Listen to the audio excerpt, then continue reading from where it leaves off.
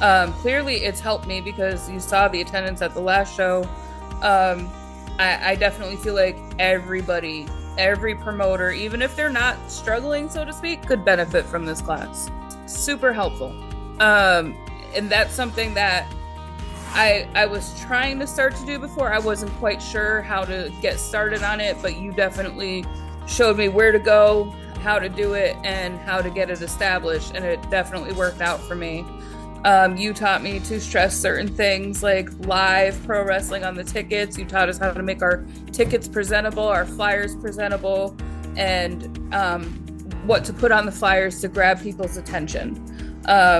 These are all things that are very, very handy and have helped also tremendously. The printed tickets thing is a big thing because when people see that, they light up. I've been emailing, calling, going to places. I'm doing everything that you literally told me to do, and it is paying off a great deal.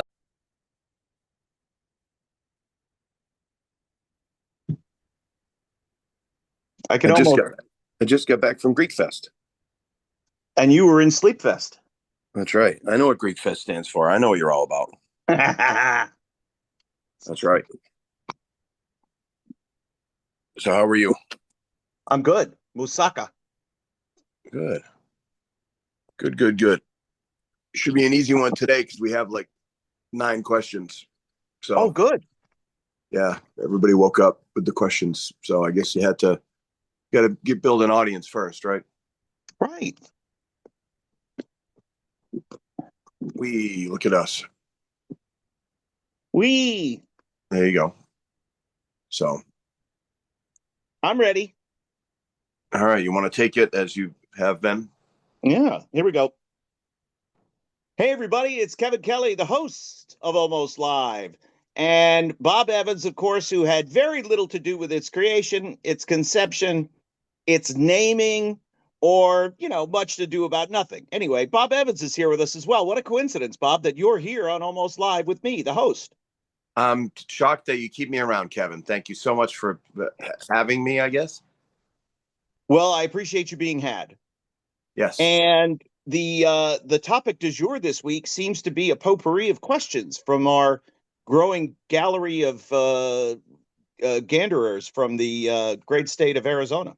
And Well, not just Arizona, but maybe some from Missouri and New Jersey and Pennsylvania and God knows where else. So I think that interloper from England, Joel Yentis, may have chimed in with one or two as well. So, I think you just made that up. That's not a real person. oh no, he's real He's and real. he and spectacular. I figured that was going to be the next thing you said. Let me take a look here in my lovely. I got to turn it this way now. Whoa, there we Oh, go. I love Only, it. only if I want to read it. So So the other episodes, of course, are available for you as well. And what we try to do here on Almost Live is a little bit of instruction, um, a little bit of destruction. We'll take some things apart and look at them. We criticize, critique, but it's more like teachable moments. yep. And we are also sharing our experiences as we're going along, sort of in the moment, because there are lessons that we can impart to everybody, even though we are doing seminars now all across the country. And as we record this on Friday, the beautiful town of Horse's Head, New York, is finally going to see our two beautiful faces for a Saturday seminar and Saturday night live event with Excite Wrestling, and I can't wait to get there. Saturday Night Live. That's it. Nice. All right. So, first one is from Monty Aries, a fine young wrestler. Excuse me, a fine young wrestler from up here in New England. What do you guys think is considered, quote, kayfabe in today's age of professional wrestling with so much of the business already being exposed or is truly dead? And those dead and exposed are in quotations. Me personally, I think people know what it is. They knew what it is. Any more exposure to seeing what it is doesn't change their perspective. It doesn't make them less likely to go to one event a year. And I think then it's our job to help them suspend their disbelief, which they want to do. So me personally, I don't think it changes anything. Am I a fan of it? I could do without it, but only because I don't want those writers and dorks that, shouldn't be in the business at all. I don't want them getting 5 seconds of screen time so they could be, famous. Yeah, I think it's like you said, I think it's I also think that people, yeah, we may realize that the guys might and girls might not necessarily hate each other, and quote unquote they talk about it in the back. However, they really don't give you a lot of the magic. Even when they show you stuff, they really don't give you a lot of the magic. The magic is actually knowing not just what to do, when to do it, how to do it, the whole thing. So I think much of the magic is still being disguised. People don't realize it. I think, and this was actually brought up to me years ago by the late great Steve Bradley, and this is probably the early 2000s. He's like, Vince McMahon is just going to use the internet to create kind of a new kind of kayfabe where they'll have people beefing with each other on social media. And I believe that's kind of come to fruition. So Steve, as always, was a visionary and ahead of his time. And who knows, Steve would ask a lot of questions too. So that would be something that he would get the answer to. So the kids are home for the week. So hooray! Yes. So, but good question, Monty. All right.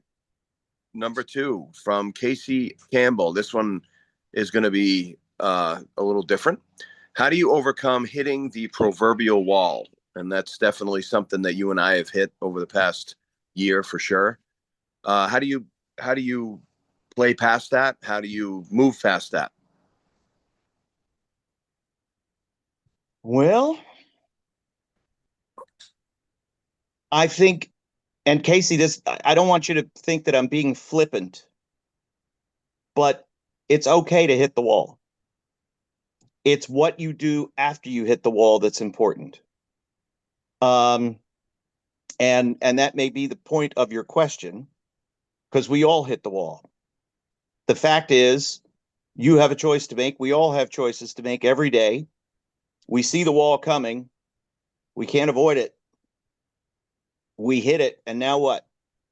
And if you decide you want to keep going, then that's up to you. You pick yourself up. It's a new start. You're going to get, if you hit the wall in the car, you're going to get a new car. You're going to get new parts for your car. And I think you've got to try to look at that personally as well. That, okay, this sucks. I'm going to get through it. And as soon as the spark lights again, as soon as the inspiration hits, physically ready to go, mentally ready to go, you just start going over again. And you would, if you're hitting the wall, if you've hit it, good, welcome. And now you know that you're that much closer to getting beyond it, to your next iteration, your next motivation, your next opportunity. And don't dwell in the past. Don't keep looking back at that wall. But remember what it was like when you hit it. Yeah, I think part of the process here is realizing that you're going to hit the wall, realizing that the wall exists, realizing that that's part of growth and progress. And it's not something you necessarily did wrong. Even if you did it wrong, the universe is telling you that you needed to make that mistake to learn from it. So we had a nice little punch in the face this week about trademark issues. So we were about to announce the name, and surprise, surprise, somebody else owned it. And after some, well, it wasn't very tense or intense, but after some talk, we decided to go in a completely different direction, which I think is actually kind of cool and kind of good that we came to that. It actually inspired us in a completely different way. But for a while, I know you were quite a bit bummed out by the whole thing, but realize that stuff like that's going to happen all the time. Right. And it's supposed to be hard. Remember, throughout this show, and I'm sure if we do one more episode, actually we have 2 in the can. So if we do 3 more episodes or 300 more episodes, we're showing you the harder path. This is the harder path. don't ever think that this is going to be easier. Now we're helping you negotiate the harder path so it becomes a little bit easier. But please do not fool yourself into thinking that we're going to give you one little cheat code and everything's going to be fine. There's going to be stuff coming up all the time, and you have to analyze it. I always call it PEA, plan, execute, and adjust. So you plan, you execute. Something goes a little sideways in the plan, or maybe the plan goes well, or maybe the plan doesn't go well at all. And then you adjust, and then you do it again. PEA, plan, execute, and adjust might be every single day. So, I mean, let's look at the biggest stars in wrestling. Sure. Part of their Wait, story, we're not the biggest stars in wrestling, me and you? Well, I'm 6'1", so no. And I'm 5'3". And you're the cute one. I am the cute one. You're the baby face, though. That's right. Again, look at the biggest stars in wrestling and tell me their story, and it all involves them hitting a wall. And, Steve Austin's wall had several layers to it, whether it was injury or going back before that, the frustrations in WCW. And now go forward, he used the hitting of the wall to reinvent himself and become the biggest star for 4 or 5 year period that there ever was in the history of wrestling. Same with The Rock, same with the Big Show. Whether your wall is injury or age or just boredom, creative frustration, life changes. It doesn't matter. Everyone does it. No one has a golden road, super easy path. The guy that we have a lot of respect for, Matt Cardona. Look at how he emerged from hitting the wall. And now he's given advice to everybody who was released from WWE over the last couple of weeks and basically said, yeah, you hit the wall. Welcome aboard. Yep. And now here's what you need to do. And I'm sure, Matt is a very confident guy. I mean, a lot of it is a work, obviously, but he's a confident guy, puffs out his chest, talks about being the indie god, but I'm sure there were tears. I'm sure there was frustration. I'm sure there was, what the heck am I going to do next? So, realize that even the greats go through that. So speaking of baby faces. I'm here. Yes. Mac DeFranchise. I don't have my reading glasses on. Mac DeFranchise has a question. And this is a question that you and I have tackled in our own way. How can a babyface stay over with an audience without having to risk his life to not be considered, quote, boring by some fans? Go ahead, Bob. You go first. Well, I think, first of all, you have to have a legitimate connection with the fans. And let's start with that. Yeah. I think that is the number one thing, a legitimate connection with the fans. I think I think you have to care about getting over, and I think you have to care about being over. And it's a sales call. It's a presentation. It's a job interview. Do you want the job or not?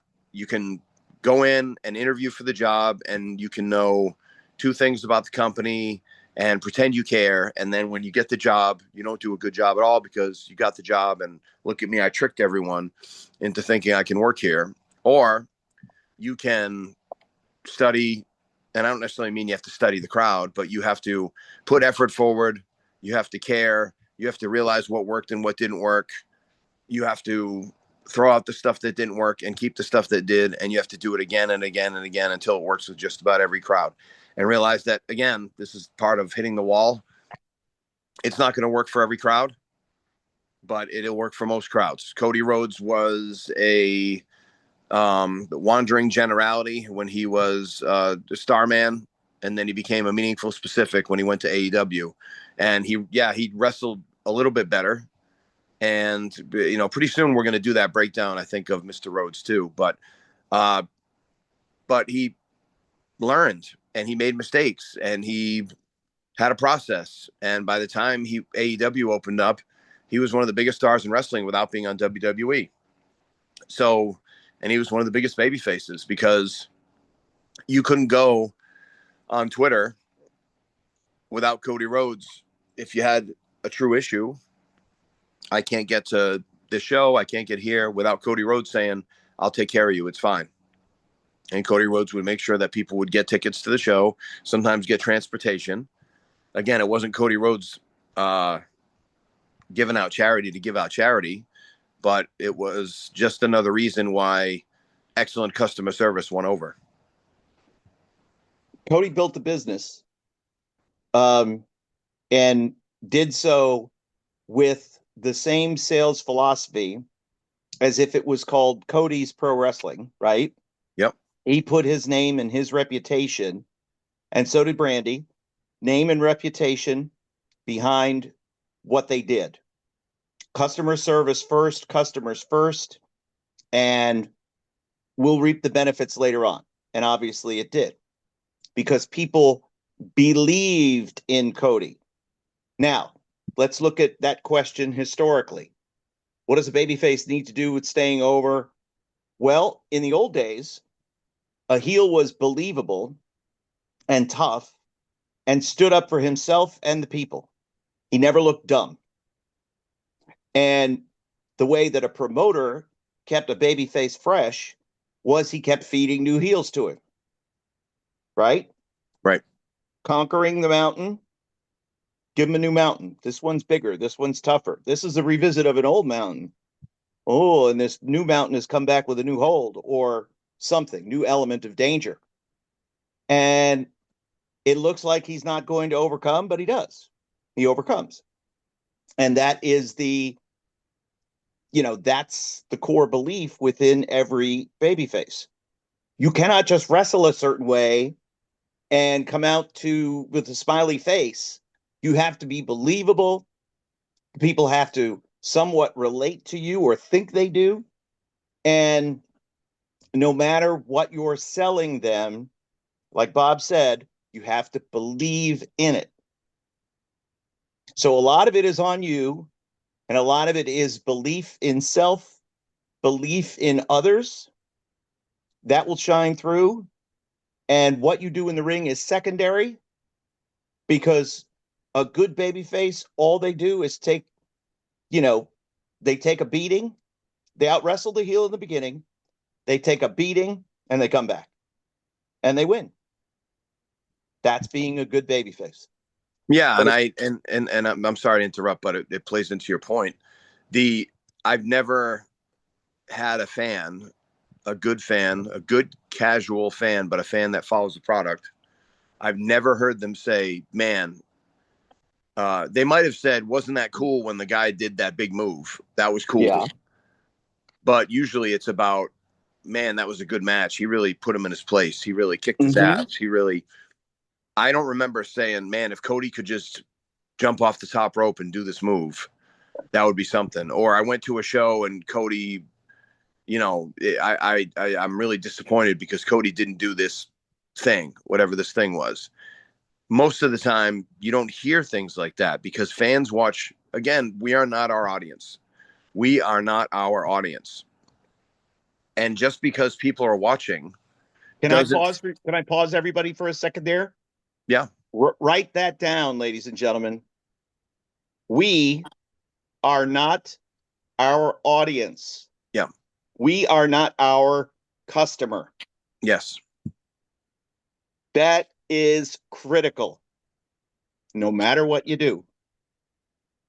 And I think also when we're in the ring and we're feeling it and it's quiet, but it's not dead or people are disinterested. It's just the buildup of a match is going to be a pitcher throwing strikes or somebody hitting the ground ball to shortstop in the third inning. It's a necessary part of the game, but it's not necessarily the most climactic part. But you have to build it. You have to create your own game, so to speak, in the match to create drama at the end. And people get freaked out because they think that it's supposed to be constant noise and overness. And if you go back and you watch matches, and you and I have been doing a lot of this lately, going back, watching matches from the 70s, 80s, and 90s, there were matches where it was constant noise, but it's very few. A lot of them there's very quiet points in the match. There's times when people are booing. There's times when people are, booing the babyface and cheering the heel every once in a while. There's times when people are kind of yelling boring, even in bigger matches. It wasn't like everybody was just this mindless zombie that just cheered the baby faces and booed the heels. They did the majority of the time, but there were certainly times when that didn't happen. Well, 99.9% of the time, the boys and girls, mostly the boys back then, just wrestled their style, and it worked. And it happened to win the crowd over, or put people where they're supposed to be, or get people cheering the way they're supposed to be. I think we put way too much pressure on ourselves to create constant buzz, noise, reactions. And that's not, people are still, I usually say people are about 3 or 4 moves behind you, and they are not following it as closely as we are. So again, we are not our audience. We have to play to them. They don't play to us. And that's, they react to us, but we show them and tell them what they should be reacting to. So I think maybe some people might think you're boring. I know that when I go, I don't do a whole hell of a lot in my matches as much as I used to. And I'm pretty over most places I go, because I know what to do to get the live crowd. On YouTube, it doesn't look like anything special. I'm not going to lie to you, but who cares about YouTube? I'm not a YouTube wrestler. And that's not a shot on anyone, but I'm 52. I have limitations. I know that. It's just a part of growing up and getting older and shifting different priorities and things like that. But you can do that. It's, again, stop worrying about constant noise, and you don't want that match anyway. You can't always have people, the fans always can't be at a 10, because where do you go from there? And you're not over enough. You're never going to be over enough. I mean, I'm sure there were quiet times with even the great Steve Austin or Hogan or these people where the crowd wasn't losing their minds. So again, realize that it's kind of like hitting the wall, and life lessons we're trying to teach here. Don't risk your life. Find out that this is part of the Mac. This is part of the creative process and the part of growing. How do I have good matches without? And usually it's selling. It's usually, if you're a babyface, the heel puts a good heat on you, but you have a great shine in the beginning, like Kevin talked about earlier. And one of the things that we've noticed that's missing with live house show wrestling these days is the big shine. And babyface is getting over. You can risk that when you're super over. You can risk getting attacked early and being on the cell the whole time. But when you're not over and you're brand new in a town, you have to have some sort of grand introduction. When you look back at any of the greats, any of the great baby faces, and generationally, there is probably the least amount of footage on Bob Armstrong. But Bob Armstrong, of course, who is the father of Brad Armstrong, the father of Road Dogg, Scott and Steve as well. He was tough, believable, and was not afraid to stand up for himself. And when I say that, it means you fight fire with fire. And if the heel is cheating, then you throw a punch. You punch back. And the reason you punch back is because you don't want to look like a bitch. Right. Now, that doesn't mean that you completely die during the heat, but it means that you're standing up for yourself the whole time. And a shine can be a heel tries to do something to you. It's, we talk about comebacks and we talk about false comebacks and we talk about, but you can have a match in the shine where there's a bunch of false heat. And it looks like the heel's about to take over, and the babyface fights back and shuts him down. Mm-hmm. Capitalizes, puts one more hold on him, and the heel gets even more frustrated. So don't think that you can't have in the shine period, you can't have that moment of jeopardy, because then that's just accentuating your point that I'm tough and I'm going to stand up for myself. To your point earlier on, Bob, remember the days when you first started going to wrestling events and the people were cheering the baby faces and booing the heels. Yes. And then in the mid to late 80s, it changed. People got tired of it. And I was one of the crowd that would chant boring. Right. Because, and I realized this afterward. For years, I've analyzed this, and I was like, why was I such an ass? Well, it was part of my age. I was Right. either in the latter years of high school or college. Yep. And I was a smart ass, and I thought it was funny. But what it really was I had grown tired of the baby faces looking dumb. Now let's look at the period that I'm talking about. Okay. I'm talking about the mid 80s. Very few great baby faces in the mid 80s. We had Hulk Hogan.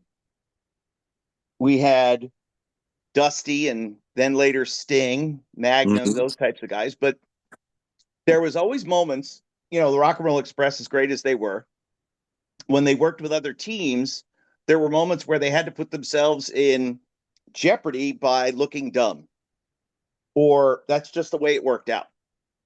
And, where I don't see the referee, or I don't, there's a right way and a wrong way to put yourself in a hold, so to speak. Right. And I felt like that during that era, a lot of guys weren't doing that. Dusty was invincible and no one else was. And that was part of his charm for me. So then as it evolved, then we got ECW, and everything started to change. And it started to become more about just a constant fight and being a little wilder and a little more out of control. Smoke and mirrors. ECW was the great smoke and mirrors promotion. Right. And so was the Attitude Era, because it was built around guys, because The Undertaker physically wasn't good. He had hip issues, nerve issues in his back, could barely walk at times. Steve Austin, after he got his neck all jacked up, again, smoke and mirrors. So that's okay. And you do that with a lot of fighting and a lot of punch kick. Yep. Nothing wrong with that. Bob can wrestle circles around most wrestlers. He can put himself in any hold that's needed at any time. And when we do seminars, he blows everyone's mind with, let me show you a way to get out of this or a way to get into this without doing anything. And it's a simple repositioning of hands, a simple repositioning of the arm, and the faces just go, yeah, you never thought of that. It's so simple. How come I never thought of it? Well, that's why I'm here. One of the things. And then what this does is it allows you to do A, B, and C. And then the light comes further on. But Bob's whole comeback is punch and kick. Bap, bap, kick, right? Yep. I know the rhythm. And I've seen the comeback, and it's an awesome comeback, and it's as straightforward as you can get. And the people love it. And by the way, he sets this tone for that by going out and shaking every hand before he gets in the ring and picking up kids and having fun and dancing, shaking his butt. And he gets in the ring. He out wrestles the heels. He gets hit with one thing, down he goes. And he'll stay there until the heel comes to get him. And then the heel will beat him up until it's time to come back. And then here we go. And there might be layers to it. I'll throw one punch and then get shut down. I'll throw and then get shut down. And then eventually, here we go. I'm blowing the big comeback.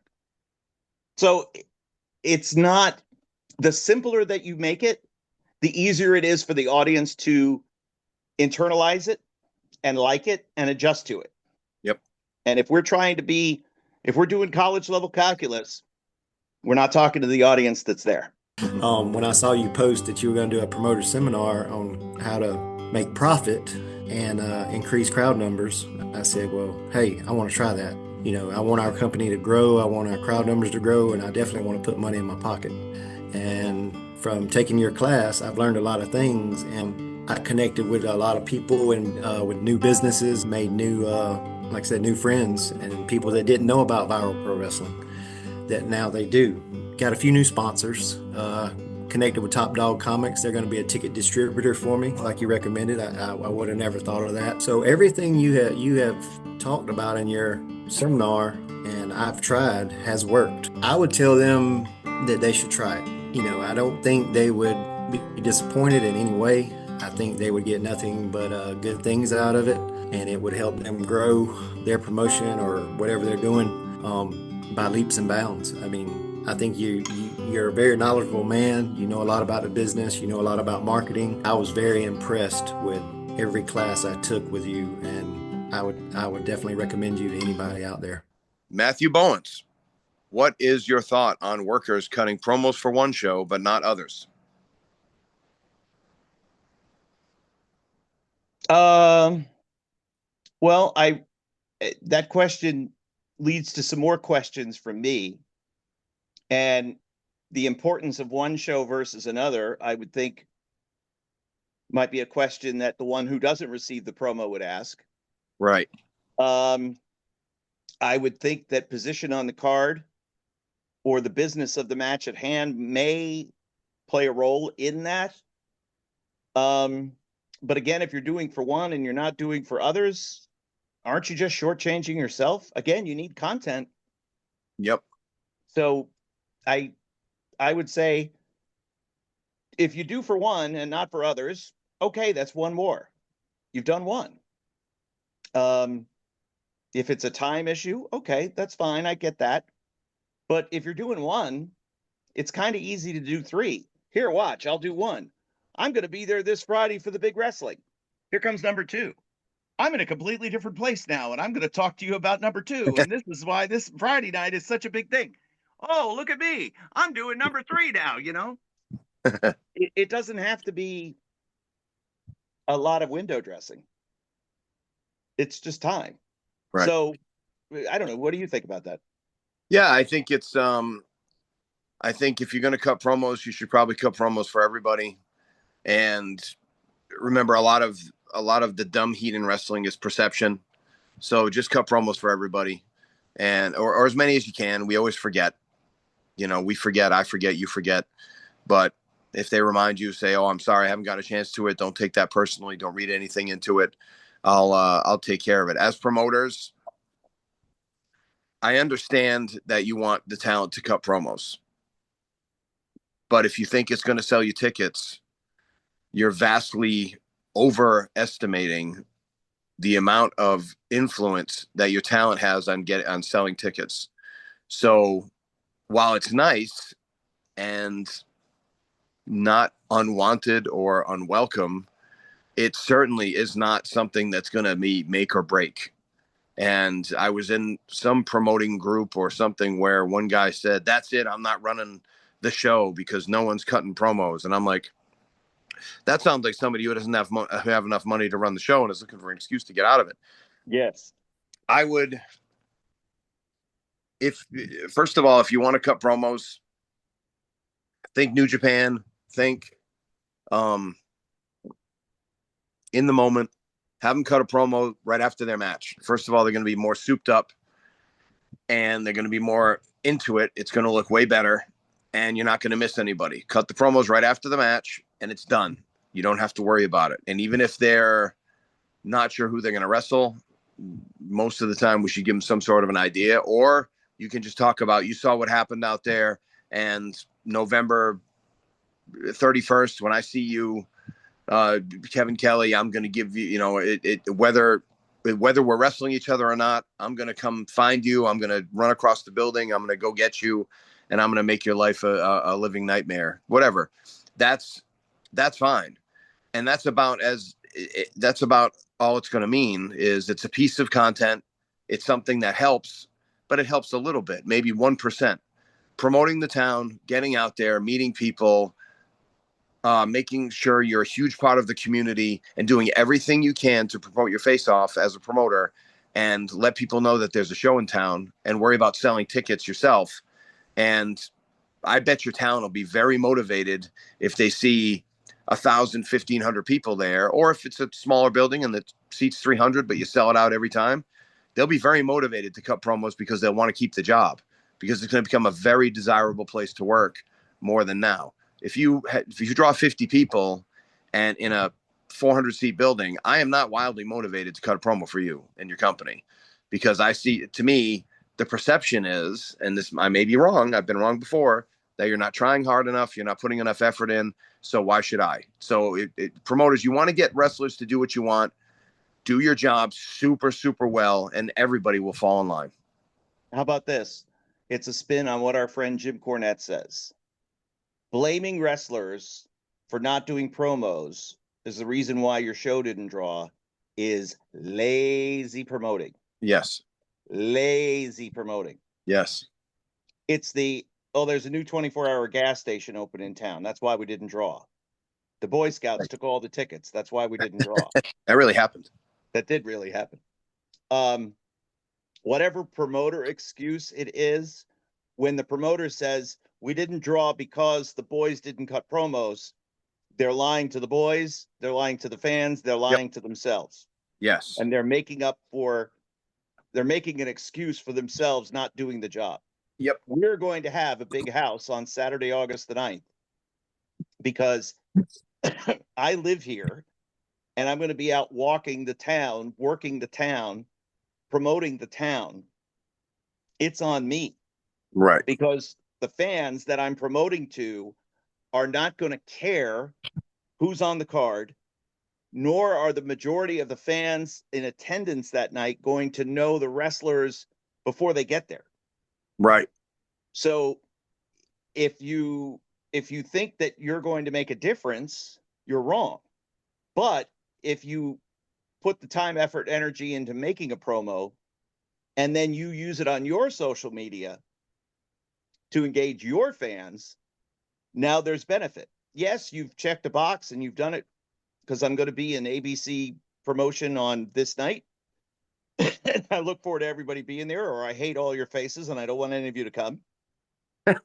But you've got something that your audience is going to seek, and selling merchandise to a wider audience, again, chasing this dream, paying for this opportunity, sacrificing time away. Wouldn't you like to sacrifice time away with more money in your pocket? One way to do that is to sell more merchandise. One way to do that is to have your own social media audience and sell to them when you have something new to sell. So each of those shows and each of those reasons can be a new reason to put up a new shirt and or a new sticker or a new thing. Hey, I'm coming back to ABC Wrestling on this day, and I'm going to have, the t-shirt that everybody's been wanting that's sold out. And oh, by the way, when I get there, it doesn't matter who my opponent is, time, date, place, because I'm ready to go for whoever it is. Whoever that promoter wants to stick in front of me, it doesn't matter, because I'm going to run through them like a hot knife through butter. Yep. Or if you've got an opponent and you don't know when you're going to wrestle them again, Bob Evans, it doesn't matter when or where. It doesn't matter time or place. It could be at the gas station. It could be at the shopping mall, or it could be right there at the ABC Arena. Now you've covered everything. And you've given your fans a reason to buy your t-shirt to support you while you chase this dream. And you've also checked the box with a promoter. But promoters, if you're lying to everybody, you're just lying to yourself. All right, we're going to ask one more question, then I'm going to save the rest of these for another time because we have a lot of questions. Good. So maybe we'll do a part 2 maybe next week, or we'll blend them in. Maybe we'll do a little segment. Who knows? We're still figuring out this show. These questions are evergreen, so they are, they're the questions and the issues behind them are not going to go away tomorrow. Exactly. So I like this one because this one we actually talk about quite a bit. Joel Yentis. What a familiar.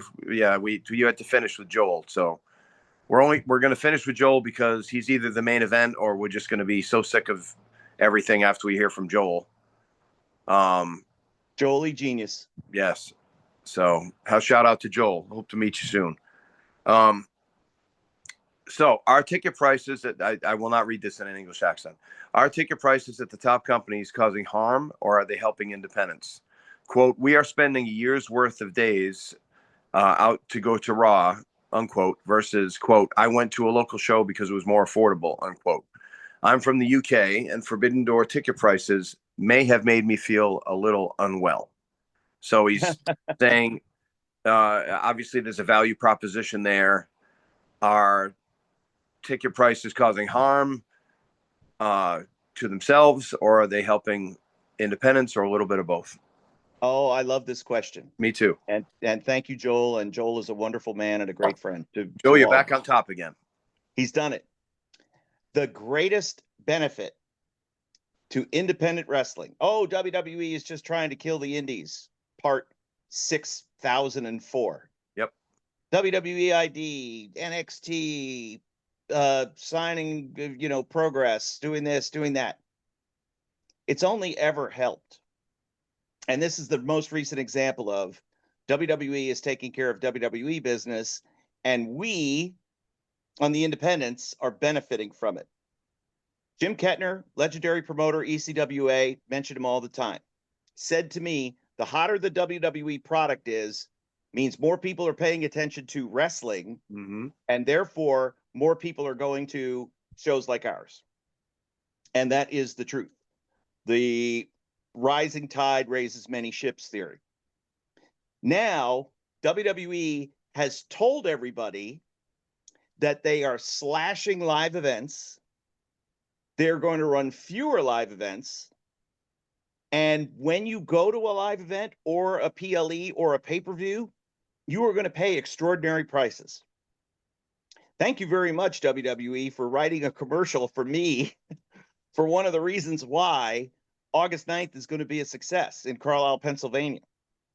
Because exclusivity, and they're making their events so special that they've priced themselves out of the small town market, which opened, and they don't run small towns. So thank you. They've helped us. And it's only going to benefit independent wrestling. Yeah. And I can, by the way, I can defend both positions. I can defend independent wrestling's position, and I can defend WWE's position. WWE put themselves in a position where they are so valuable. Pay attention. They are so valuable that they can charge that price. When you go to a Taylor Swift, my wife is a wonderful woman, one of the best people I know. She is not demonstrative. She is not into drama. She is not overly emotional. Maybe she gets a little winsome, if she's a good word, if she thinks about the kids or something like that. But my wife is not an emotional person. I just know that when she and my daughter went to Taylor Swift, I asked her how it was, and she came back and said it was life-changing. And it was the most money that she's ever spent for a concert. She was happy to spend it. It was a lifetime memory.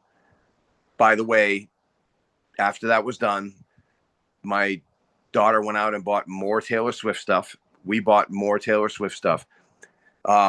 Taylor Swift also gave a $55 million bonus to all her people at the end of the tour, which averaged out to, I think, 50 grand a person.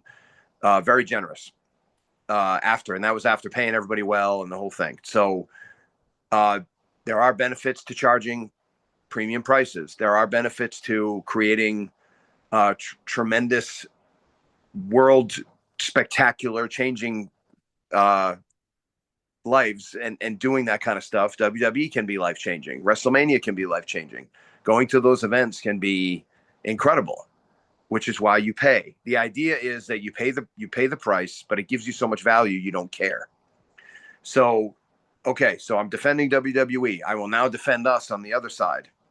WWE now has priced themselves out of those markets, just as you explained very well. And now there's a market to serve. There's a gap in the marketplace. I can't, even if I can afford to take I'll scrape up the money and go to WWE. I can only probably afford to do that once a year. But my kid is really into wrestling, and they want to go more often, and they want to go see it live. Well, we have an alternative. In fact, we're not the big leagues. We have a few people that have wrestled in the big leagues, had cups of coffee in the big leagues, could be in the big leagues in 5 years and make a contribution. Some people will never make it. They're just good local competitors, good local people, good local draws. But it's going to be a great show. You're going to meet the wrestlers. They're going to shake their hands. The masked guy that you meet at the local show will be just as exciting to meet as Rey Mysterio at the time, because Rey Mysterio is not here, and our masked fellow is. Now, we're not going to rip off Rey Mysterio, but if there's 1,000 luchadors, we can probably find one that does a great job, or a great masked wrestler that can make a contribution that's going to be budget friendly for everybody. And we'll have big guys, we'll have smaller guys, we'll have people that look like they just walked out of a gym, we'll have people that look like they never belonged in a gym, we'll have guys who are a little more lighthearted, we'll have people that are a little more serious and more wrestling oriented. We'll give a little bit of a flavor of every single person. And if they say, oh, he kind of reminds me of Cody Rhodes, or he kind of reminds me of Roman Reigns, that's fine. At least we remind you of somebody, and at least we're doing our job. But we're not going to charge you, $500 a piece for a ticket. But you know what? If I ever got into a position where our promotion was able to charge $500 for a ticket, we may do that. But we'd be proud to charge that money, because we'd be putting everything into it that we could. Again, Savannah Bananas model. Got to go back to it again. Savannah Bananas aren't charging $15, $18 all in Savannah at they're still charging reasonable prices at their stadium. But when they go to Clemson and draw 81,000 people, they probably don't have any control over the food, and their ticket prices aren't $18 anymore, gang. You can go look, but it's an unbelievable experience. It's the hottest ticket in town, and they practiced doing it 500 to 1,000 times to create incredible value to their customers, where they can charge more money now. And they've become such a strong brand that everybody walks out of there with merchandise.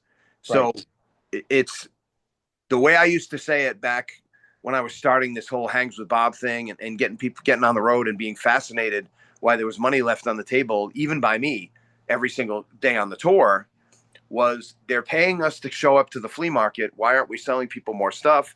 Why aren't we making it more valuable?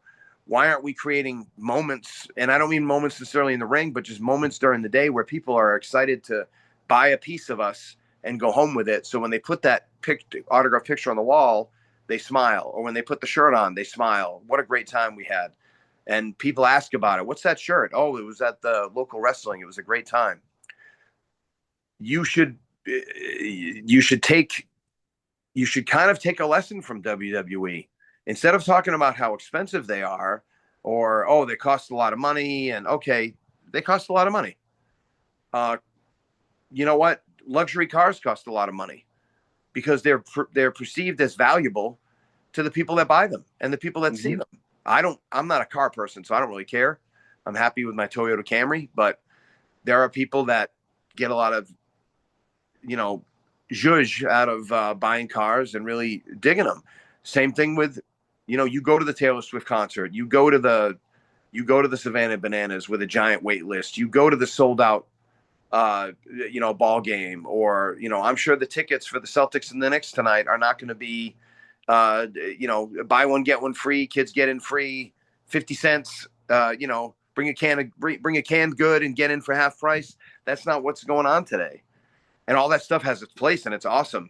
But right now, it's the hottest ticket in town, the most important game of the basketball season for both teams right now. So you're going to be paying big money. And the walk-up price, I would estimate that the walk-up price tonight in the secondary market for the Knicks and the Celtics is somewhere north of $1,000. I agree. And instead of complaining that it's $1,000, and by the way, complaining about it being $1,000 is human and real and justified.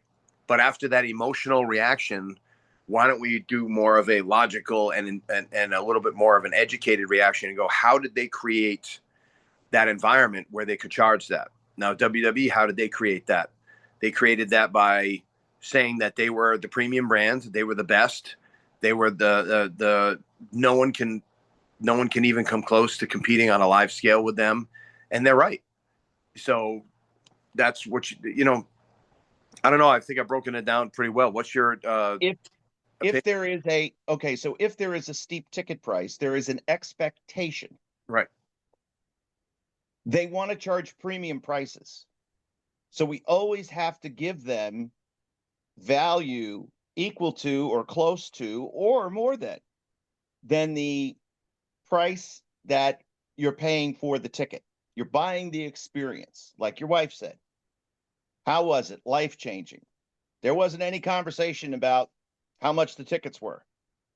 It was a life changing experience. And fans who go to a WWE live event and pay those premium prices will have an experience commensurate with the ticket price. Mm-hmm. So they're not going to run B and C towns. They're not going to expose their talent to potential risk of injury because they want those $500 seats to be valued above and beyond $500 because all the stars are healthy. They're going to be there. And we only want to put our best foot forward. And we can only do that when we give them the bells, the whistles. We drop the cow every show. You know what I mean? As Cornette used to say. And that's great. But that opens up. And again, people will go to a WWE event and they will save the money. But you have the money in your pocket. You have the balance in your checking account to be able to afford to go to an indie show with the kids this weekend and get a t-shirt and get ice cream afterward. And that's cool. And the kid who goes once a year to WWE is going to see that small show exactly for what it is. I know this is not WWE, but it's still a ring and it's really cool. And I think that the higher those prices go, the better that it's going to be for us. Not that we have to change our prices, but we may be able to get $5 more for a ringside seat. Put it this way, for our VIPs, first two rows on Saturday, August the 9th, we're charging what, 50? Yeah. But they're going to get a VIP package along with it. That's going to include a free t-shirt, an event poster, lots of goodies. They're going to go home with a valuable bag that's equal to or greater than the price of the ticket. So again, what do we do as independent promoters? We have to see our market for what it is. We have to price it accordingly and build value in every level of ticket. Mm-hmm. So if you're getting in for $5, I have to give those fans the opportunity to order up and buy a better seat or pre-order their shirt or do whatever, so that I'm continuing to save them money, but I'm getting them to spend more. So look at it as a great opportunity, and the cost of wrestling is what it is. And my, oh my, if you get a chance to go to WWE, God bless you. That's fantastic. You're going to have a great time. If you get to go to Taylor Swift, it's going to be life-changing, just like Bob's wife said. And if you get to go to a local independent show, you're going to have a fun time on a Saturday night. And you're going to want to go back if it's done well. Yeah. And if it's life-changing, great. And if it's just an important, a sweet moment that you look back on, great. We're going to deliver. We're going to give you a great show. And I'm going to strive not for equal or greater than, but for greater than all the time.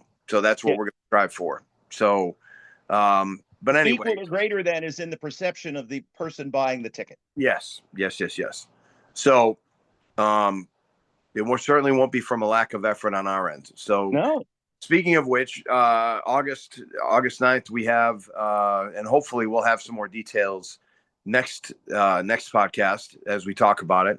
It's been just to update everybody. Yes. So we're a registered business now. We have an EIN. Yeah. So that's good. And been working with lawyers, which I never anticipated I would need to do, but I need to do in order to get, trademark set, mark set, whatever.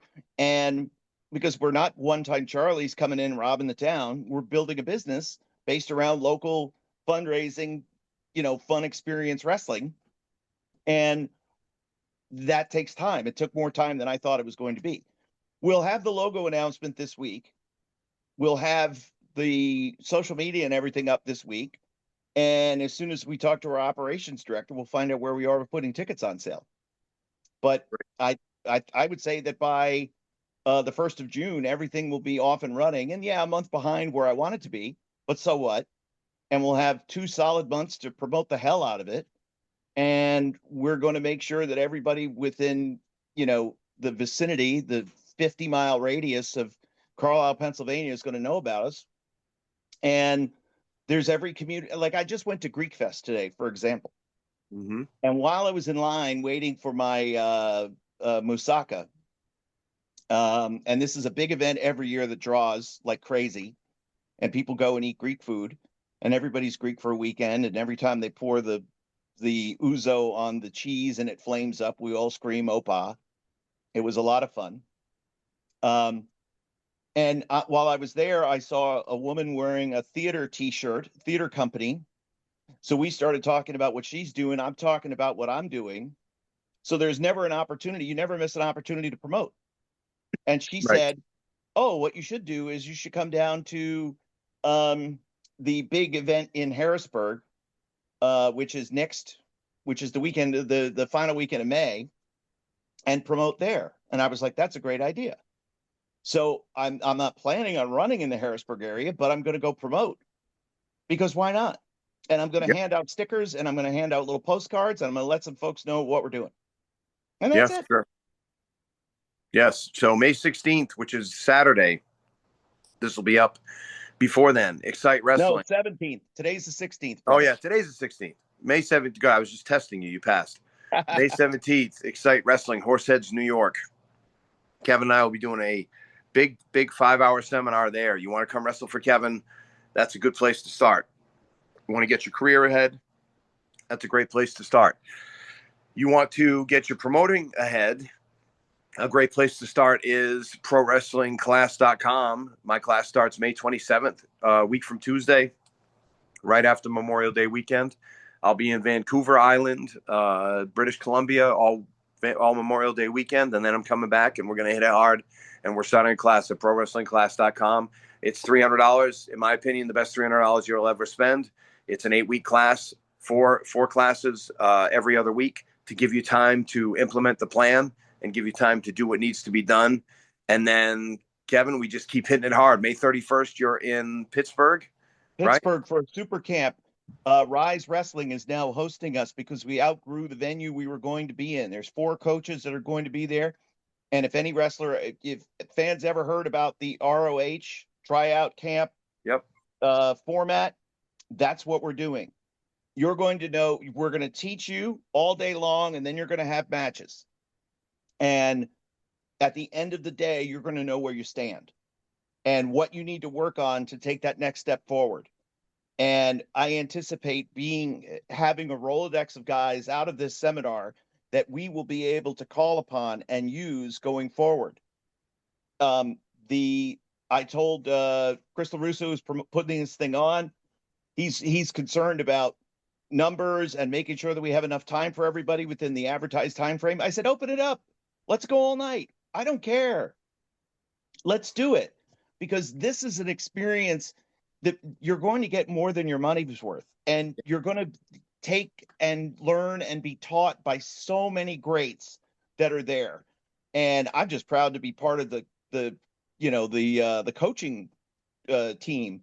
And I've got a lot of, knowledge and everything, but these guys know what these guys are doing, strengths and weaknesses, and they're going to come in and they're going to see how so it's going to increase their bookings locally. It's going to increase their bookings across a wider radius of wrestling. And if I see anybody that's good enough, I'll call my buddies in WWE. You need to be taking a look at A, B, C, and D. Yeah. Because why not? There's good talent everywhere. And I have no qualms about recommending anybody for any job. So really looking forward to that. Then, of course, the month of June is going to be insane. We've got something every weekend. And then we wrap up June with a 2-day thing up there by you, right? Yeah, so I'll be in Texas the 7th and 8th. You and I will be in Virginia the 14th. It's technically Kevin's seminar, but somehow I'll throw my ugly face in there somewhere. And then the weekend after is Katie's recital. So that's why the reason I'm not going to be there on May 31st is because my son is graduating high school. So I will be there for that. And then, June 28th and 29th, we will be at Bud Browning's Next Gen Pro Wrestling Academy. I just sent him all the information, stuff to start promoting it. and that's going to be a comprehensive one. I assume that one's going to be quite a bit like the Ring of Honor seminars of the past too, because we have 2 days, and we're looking for a booking. By the way, New England, we're looking for a booking on that June 28th. So if you want to hit us up, we'll be happy to do something at night. Aside from that, oh hi Kitty. Aside from that, we're Easy heel. Yes, June 7th, I'm going to be at the Bash in Beckley. that's right. Beckley, West With Gary Virginia, Damron. for our friend Gary Damron, Stephen P. New, All Star Wrestling. I think I'm going to be hosting the meet and greet during the day, which I did last year, and I'm going to have a great time. I've told Gary I'm going to be there. I've told Stephen P. New I'm going to be there, and neither of them got back to me, but I'm going to be there. So whatever, they're going to use me. I wouldn't miss the Bash in Beckley for the life of me. The 14th, as you mentioned, will be in Mid-Atlantic Territory Wrestling, Yorktown, Virginia. Yorktown, Virginia. That's going to be a blast. Seminar during the day, big show at night. The 21st, 22nd, I'm at AML doing a super camp there. Right. So again, I'm going to see so much wrestling talent between now and the end of June that if there are any wrestlers that we need to add, because we haven't booked the whole card yet, but spots are limited. We have a little bit of fluidity built in to this. We know who we want. We know what we want. We know what we want, but we don't necessarily know everybody who we want yet. We have candidates for each spot on those cards, and all the cards going forward, because we're going to continue to promote our brand of wrestling, and we're going to have more of these fundraising, community-based, shows here in Central Pennsylvania. I came up with a really creative name for the LLC, Bob. You're going to love this. Okay. Okay. Because I live in Dillsburg, Pennsylvania, but Dillsburg is very small. I want to help grow this area. So I'm calling the LLC Dillsburg Pro Wrestling. And that's going to be the name of the new company. Dillsburg Pro Wrestling presents Christmas Crush Wednesday. And by the way, Christmas every is Wednesday. On Thursday this year. Thursday. We're changing Christmas. That's how influential we're going to be. So we're going to do December 24th Wednesday, and then we're going to do Thursday as well. We're going to do a double header, and it's going to be great. And Santa will be there, and the elves, and the elf on a shelf will be sitting there but he leaves on Christmas Eve, so he'll just be there for the first show, and then he goes home. So loser leave town with Elf on a Shelf on Christmas Eve. Well, we're giving away the finish. So what we have to do is he pulled up in a U-Haul. Well, you have to have 2 U-Hauls. You have to have a decoy U-Haul. See? But the one with the engine running is the one that the elf is going to take. Damn it! We shouldn't have had the engine running. That gave away. So yeah, it's going to be it's a wild time right now, and that doesn't even cover July and August, and I've already got stuff booked for September, and you and I have stuff for October. It's and of course, aren't we going to like South Dakota? We're going to North Dakota. North Dakota. You can go to South Dakota and throw yourself down Mount Rushmore. That's fine with me. Hey. We're going to Kansas? Yep. We're going to Kansas. Yep. We're going to be in Fargo, North Dakota in August. We're going to be in Kansas in October. And for our friend Billy Simmons. And the beat goes on. Brother. And again, a year ago, I was in a place in my life where I didn't know what I was going to do next. I didn't know if I wanted to continue going on, and got my levels checked and got mentally reset. And thank you, Bob, for sticking with me, for not giving up on me, for being the true best friend that you are. And I'll always love you for that. And now here we are a year later, and we are doing our thing and changing lives and making everybody that we come across better. And it's the most fulfilling chapter in my life and in my career that I've had. So thank you. Of course. And thank you for trusting me, and thank you for being for believing in me and the path. And again, I've had this path for a while. We just started too soon. And again, we talked about it, hitting the wall. We hit a boy, did we hit the wall last year. feel like we hit a wall and then a wall came in behind us and just squished us and we were a wall sandwich for a while. So stuff like that's going to happen. You just kind of pick yourself up. We didn't have any bookings in January, guys, and now we have probably 30 or 40, and I could have more. I have people talking to me every day, asking me to come in, and we've raised our prices. We're raising our full disclosure. We're raising our prices again in January because we deserve it, because we're learning, we're figuring out ways to add more value and add incredible value to people's lives, to companies. Companies are seeing, these increases, and it's not just because wrestling, and I agree with you, WWE is doing well, but we're going to teach you again, we're teaching you ways that you can do it even if WWE falters a little bit, because you're going to be so differentiated in your marketplace that you're going to be your own thing. And even if things kind of go down a little bit, live entertainment is one of those things that usually does okay during economic. Right now, it doesn't seem like it, but right now or maybe it does seem like it to you. Right now, we're not in great economic times, as people say. So when things get better, and it looks like they're going to, I'm an optimistic guy, it's only going to be more and more. So we have to prepare ourselves now. We have to put ourselves in place, organize ourselves, and really be ready to just deliver incredible value to our audience. And I think that's what we're doing with your guys' help. And by the way, thank you for your support. Thank you. We're getting bigger numbers every single week. And we appreciate that. Like, follow, and subscribe, as they all say. Follow Kevin on Facebook. Follow me on Kevin and I are Facebook guys. We're Twitter guys, right? Real Kevin Kelly on X. And on Instagram. Good. And I'm Brutal Bob Evans on Facebook, Instagram, TikTok, Threads. I put my first TikTok up earlier in the week. So look at you. And we're doing this. Were you dancing like the Chinese lady at the all-you-can-eat buffet? Why does she have to be Chinese? Because she was. I know, it was a Chinese restaurant. It's okay. She can be Chinese in the Chinese restaurant. Yeah, we had it. That was another experience that you can't predict that one. That was fun. So all part of the growth, all part of the experience. And again, we've added a lot of folks to our talent acquisition group, talent accelerator group. And the reason that we're putting people in the talent accelerator group is because you either can provide value to everybody. Well, you can provide value to everybody. Don't think you can't. I'm just a small guy, but that's okay, because the experiences that you've gone through can help everyone. And it's not just wrestling, folks. We're sharing sales information from Bob's guy, who's become like one of my go-tos now, Alex Hormozy. Yep. And these lessons are for quote unquote business, but it's all applicable to wrestling. It's all applicable to what we're doing. So look for more opportunities to share your stories there and to learn more there. And how do we sign up again for your promoter classes and things like that, Bob? Just go to prowrestlingclass.com. Read it and check out the testimonials. And if you think I've fluffed the things up or lied or that, reach out to those people on social media. They'll be happy to provide a testimonial. They'll be happy to provide a reference.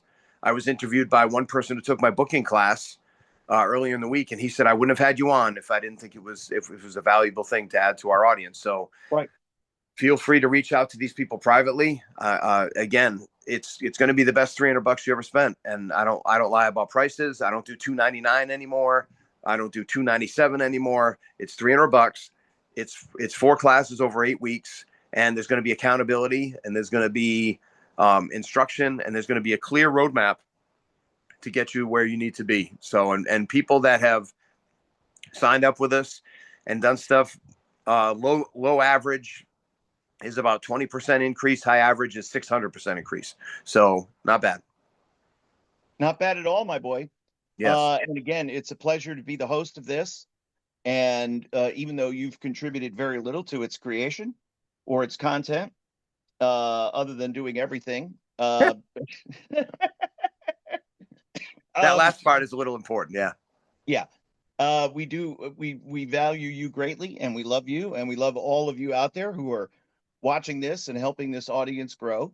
So next week, plus we got a bonus episode that could come out at any time. Next week, we'll start to share with you some more knowledge, some introspection. We'll update you on the promotion for Saturday, August the 9th in Carlisle, Pennsylvania at the Carlisle Expo Center. and more right here as Bob and Kevin continue on this journey with Almost Live. Bob, any last words? Who's the mental midget that put out 2 Section Ds?